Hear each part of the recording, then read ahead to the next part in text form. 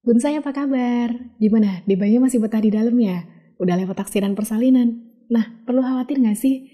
Nah, simak lengkapnya untuk dapat jawabannya di video ini, tapi jangan lupa klik tombol lonceng notifikasi dan juga subscribe juga ya.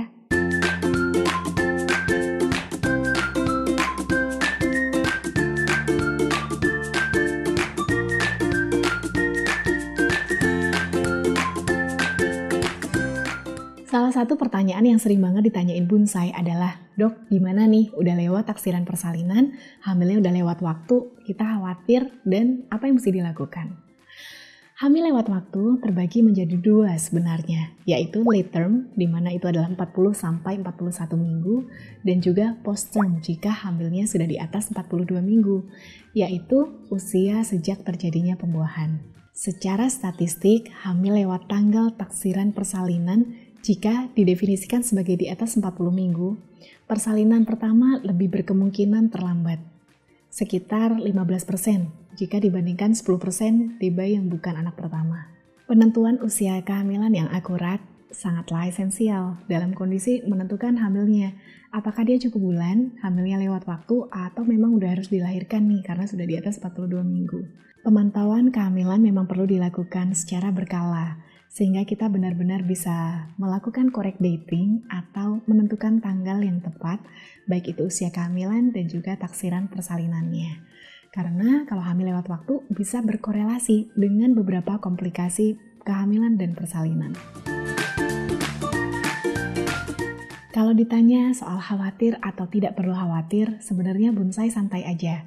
Selama kondisi bayinya bagus, kemudian dari plasentanya itu tidak ada pengapuran, dan juga derajat kematangannya masih dalam batas normal, maka dokter bisa melanjutkan pemantauan secara berkala.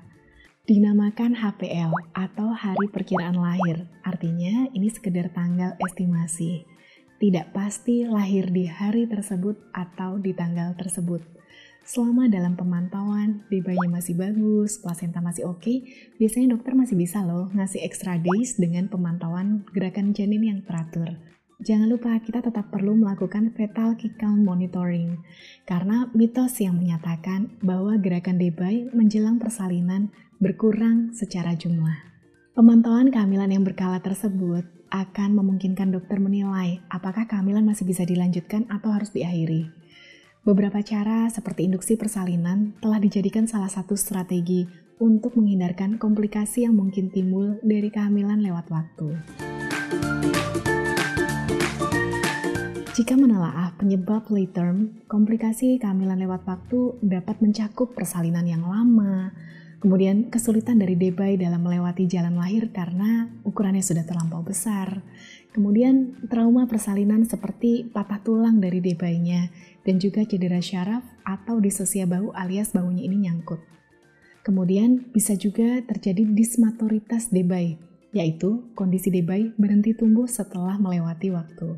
Jika setelah dilakukan pemantauan kehamilan secara berkala dan akhirnya ditentukan bahwa kayaknya kehamilannya udah nggak bisa diterusin lagi nih, mesti dilakukan induksi persalinan, bonsai nggak perlu khawatir, karena yang namanya induksi persalinan dapat dilakukan secara aman.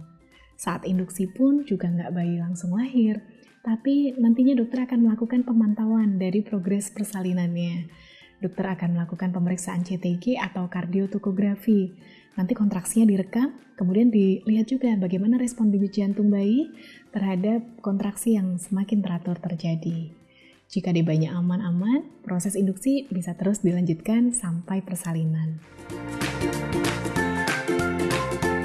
Kesimpulannya, hamil lewat waktu tidak perlu dikhawatirkan selama kondisi bonsai, bayi, plasenta, dan cairan ketuban masih oke-oke semua. Nah, jika memang perlu dilahirkan, biasanya dokter akan merekomendasikan apakah terminasi dapat dilakukan secara induksi persalinan atau dengan operasi SC.